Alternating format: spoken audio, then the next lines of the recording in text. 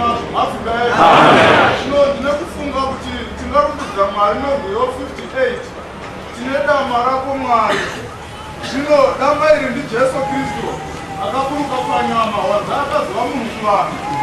Chakaita kuti auye kuti azotenga iwe neni kuti titenderwe upenyu husingaperi. Mafika ere.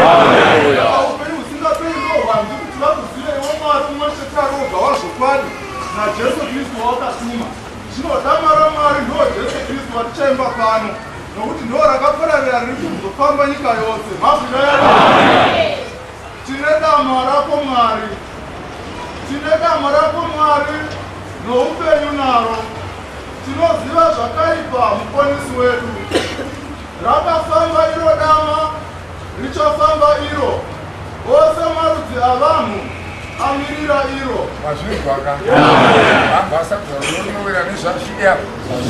Zvazvitaura. Handizve. Idama raMwari atinaro.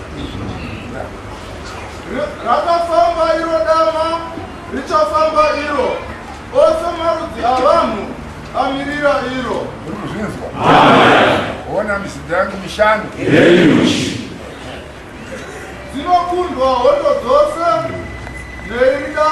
neri dama Ishe. Ichazara nyika yose neri dama Ishe.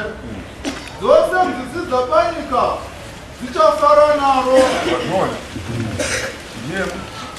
Kuramira anozivaka. Handizve? Handi ngatinobvebedzi nomurariwo watasvika nawo. Ndokuziva. Dzidzisai vadzidzisi mazvayo. Zivo. Vanhu vari kuparadzwa nokuda kwokuziva. Havazivi. Vatungamiri varaswa zvawashaya zivo richakurambawo. Kurege kuve mutungamiri wanzwai. Mutungamiri anofanira kuve nezivo nenjere. Kuitira kudzidzisa vanhu. Vana vari kuparadzwa, vari kuparadzwa nokuti havazivi. Ndononzi rima kusaziva ichi. Irima. Zvino kasika zvanzi vanhu vanga vagere murima vakaona chiedza. Chiedza chakavadii? Chakavamirira. Kamuafrica chiedza chakamirira. Dzose nzizi dzapanyika dzichafara naro, navanhu vose venyika vopfumiswa naro. Dzichapera hondo dzose nozwi rako Mwari. Kuchauya kuwadzana nezwi rako Mwari. Mafika ere. Simukai tirumbidze Mwari nerwiyo kuru.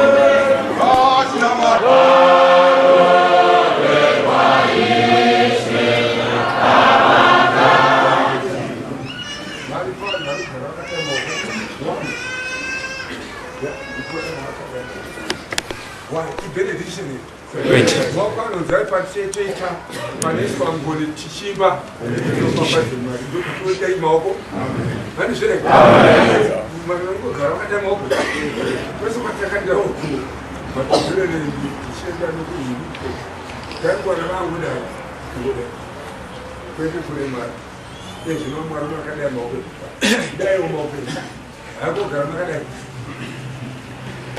zvinonzai pai Hallelujah. Amen.